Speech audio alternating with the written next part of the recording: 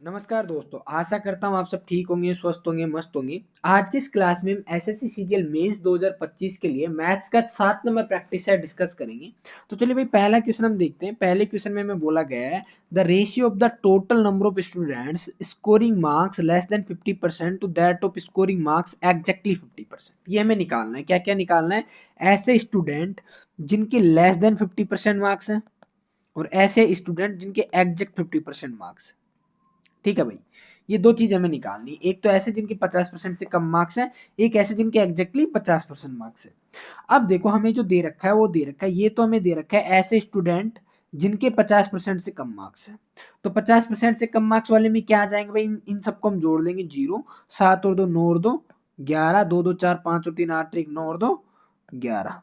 ये तो हमारे पास कितना आ गया? 1 1 1 0। ठीक है भाई, तो ये तो ऐसे स्टूडेंट आ गए जिनके मार्क्स 50% से कम थे। अब हम बात करते हैं कि एग्जैक्टली 50% की। तो देखो, ये जो हमें दे रखे हैं ये ऐसे स्टूडेंट हैं जिनके मार्क्स 50% से ज्यादा है। 50% से ज्यादा है तो भाई ये कितने होंगे? देखो, 55 के 6 गुना करूंगा, 6 पंजों का 30 और 3 33, 330 ये हुआ। 4 चौको 16 आपका ये हो जाएगा, ये हो जाएगा 75, ये हो जाएगा और 35 ये हो जाएगा और 75 फिर ये हो जाएगा। ठीक है, अगर मैं इन सबका सम करूंगा तो कितना आएगा? देखो, 5 5 10 और 5 15, 7 और 3 10 और 7 17 और 1 18 और 6 24 और 3 27 और फिर कितना हुआ भाई? 3 और 1 4 और 2 6 675। तो बेसिकली ऐसे स्टूडेंट्स जिनके 50% से कम नंबर है वो तो आपके 1110 है, और ऐसे स्टूडेंट जिनके 50% से ज्यादा नंबर है वो 675 है। तो ऐसे स्टूडेंट जिनके 50% से कम और 50% से ज्यादा नंबर है वो आपके टोटल कितने हो गए? 1885। कितने हो गए भाई? 1885। ठीक है, अब देखो, सॉरी 1785 ना, 1785 हो गए। अब देखो भाई, एक बात बताओ, टोटल जो नंबर ऑफ स्टूडेंट है हमारे पास वो कितने हैं? तो आप बोलोगे 6 4 10, 3 3 4 और 1, 3 3 6 और 1 7, 17 और 3, टोटल हमारे पास स्टूडेंट है भाई 2025। टोटल स्टूडेंट कितने होंगे? 2025। अब 2025 में से 1785 ऐसे स्टूडेंट हैं जिनके 50% से कम या 50% से ज्यादा है। तो 50% वाले कितने आ जाएंगे? तो आप बोल दोगे सर 2025 में से हम 1785 घटा देंगे। तो ये हमारे पास कितना आ जाएगा? ये तो देखो हमारे पास 1110 है, और ये हमारे पास इसको करेंगे तो कितना आ जाएगा भाई? 225 और 15 40, 240। तो आपका रेशियो क्या हो जाएगा? 1 1 1, ये 3 से कट जाएगा 37। अच्छा, इसमें सीधा 111:24 दे रखा है। 111:24 हमारा आंसर आ जाएगा भाई। ठीक है, अगला क्वेश्चन हम देखते हैं। 2 नंबर क्वेश्चन में हमसे बोला गया seller use faulty weight in place of 2 kg weight and earn से 25%। ठीक है भाई, वो क्या करता है? 2 किलोग्राम वजन तोलता है और उस 25% का प्रॉफिट कमाता है। ही claims that he is selling on the cost price in front of the customer, और कस्टमर से बोलता है भाई मैं तो जितने में लाया हूं उतने में आपको दे रहा हूं। हमसे पूछा गया how much error in there in the 2 kg weight of gains 25%। देखो भाई, 2 किलो चीज वो आदमी 2000 रुपए की लाया। उसने बोला कि भाई ये तो 2 किलो मैं सामान लाया हूँ, ये 2000 रुपए का लाया हूँ और आपको भी मैं 2000 रुपए में बेच रहा हूँ। 2 kg सामान 2000 रुपए का लाया हूं और आपको भी मैं 2000 रुपए में बेच रहा हूं।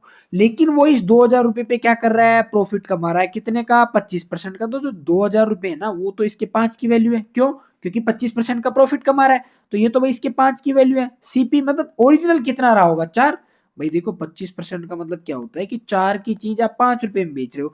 तो बेसिकली 2000 रुपए में जब बेच रहा है तो प्रॉफिट हो रहा है 25% का, मतलब ये 5 की वैल्यू है। तो ओरिजिनल वैल्यू कितनी रही होगी? 4। मतलब बेसिकली जो बोल रहे हैं ना कि मैं 2 किलो चीज 2 किलोग्राम 2000 ग्राम है। कितना? 2000 ग्राम है। तो 2000 ग्राम नहीं दे के कितना दे रहा है? 1600 ग्राम ही दे रहा है। कितने का प्रॉफिट? कितना कम दे रहा है? 400 ग्राम। तो हमारा आंसर क्या हो जाएगा? 400 ग्राम। देखो भाई, मैंने इसको बहुत प्रैक्टिकली वे में समझाने की कोशिश की है कि आपको बोला बोला जा रहा है कि भाई जो 2000 ग्राम सामान है वो मैं 2000 रुपए में लाया हूँ, और बोल रहा है कि भाई साहब मैं तो है ना इसको आपको 2000 रुपए में बेच रहा हूँ। लेकिन जब ये 2000 रुपए में बेच रहा है तो इसको क्या हो रहा है? प्रॉफिट। प्रॉफिट कितने का हो रहा है? 25% का। मतलब ये 125 की वैल्यू है।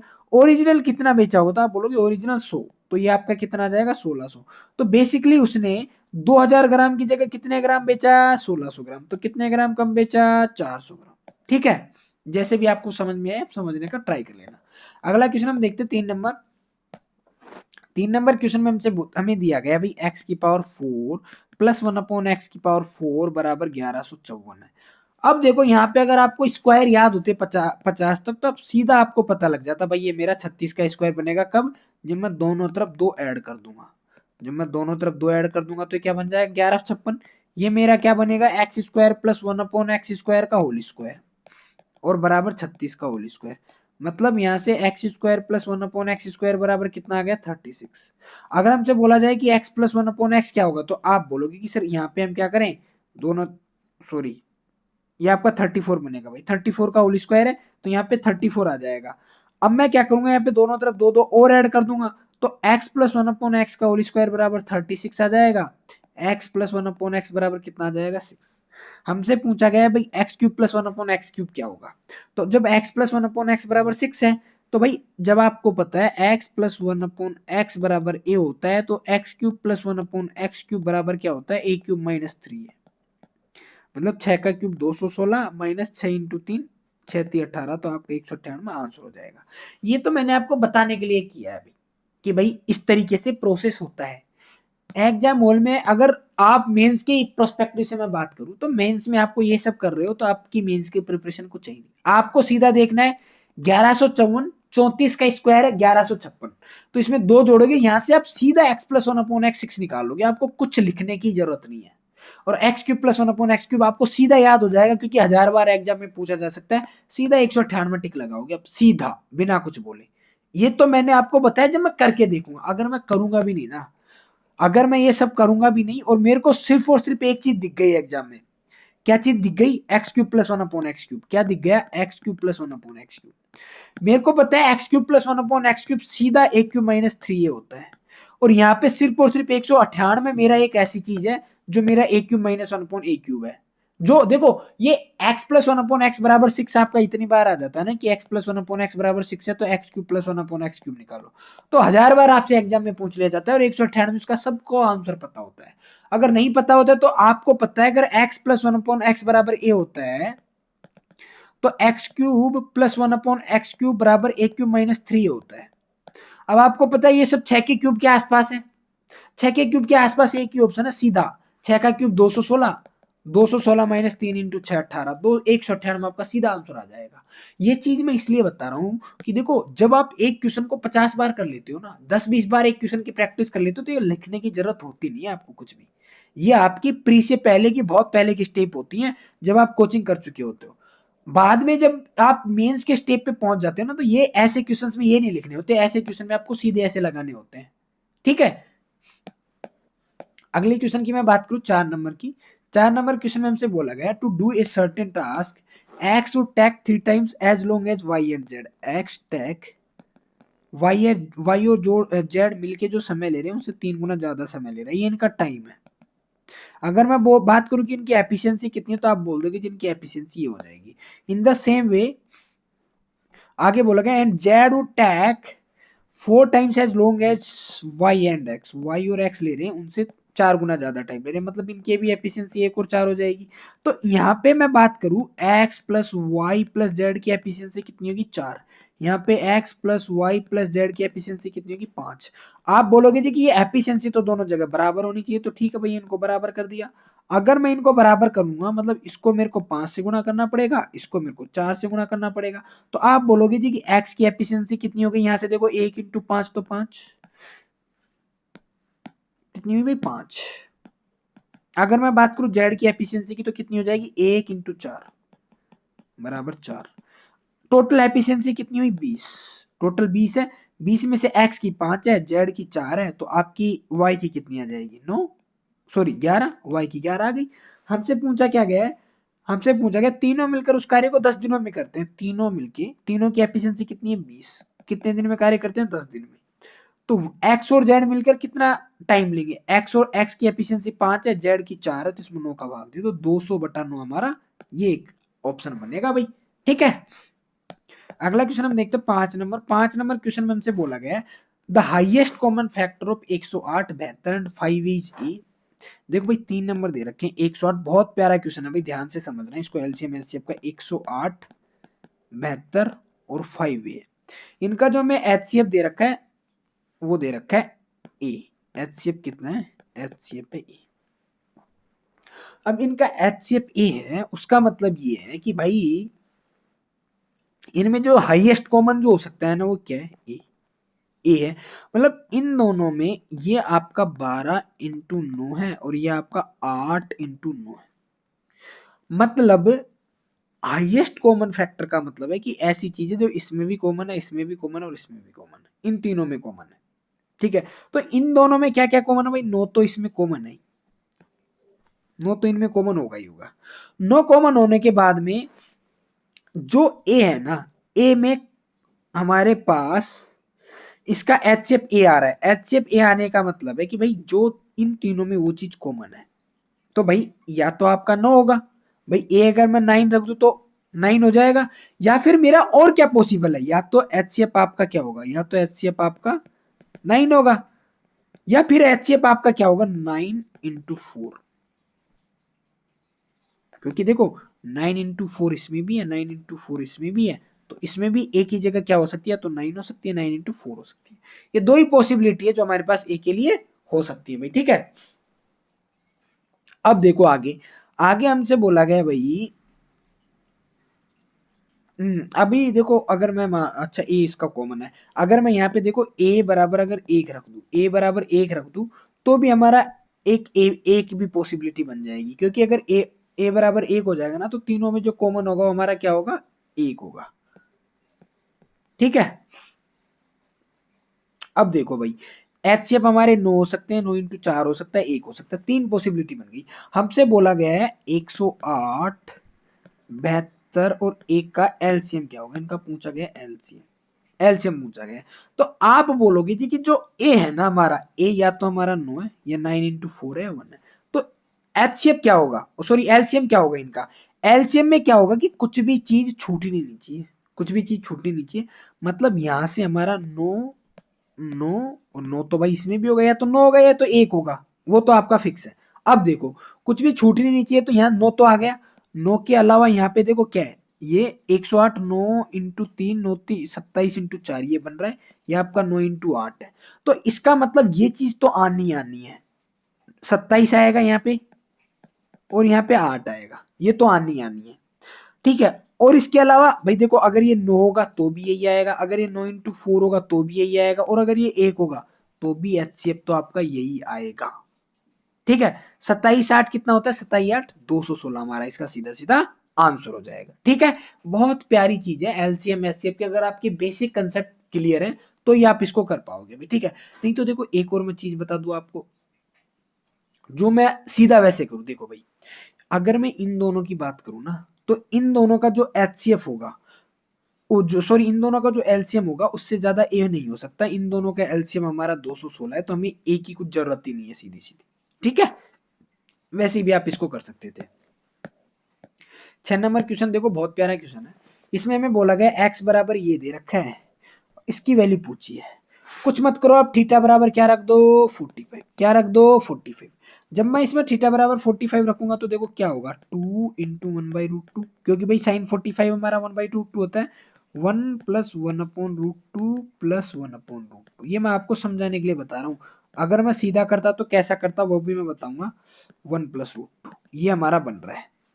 अगर मैं इसमें 45 रखूं तो ये क्या आएगा? तो आप बोलोगे 1 - 1/√2 प्लस 1/√2 प्लस 1 प्लस 1/√2, मतलब ऊपर 1 बन जाएगा और ये √2 + 1 इंटू √2।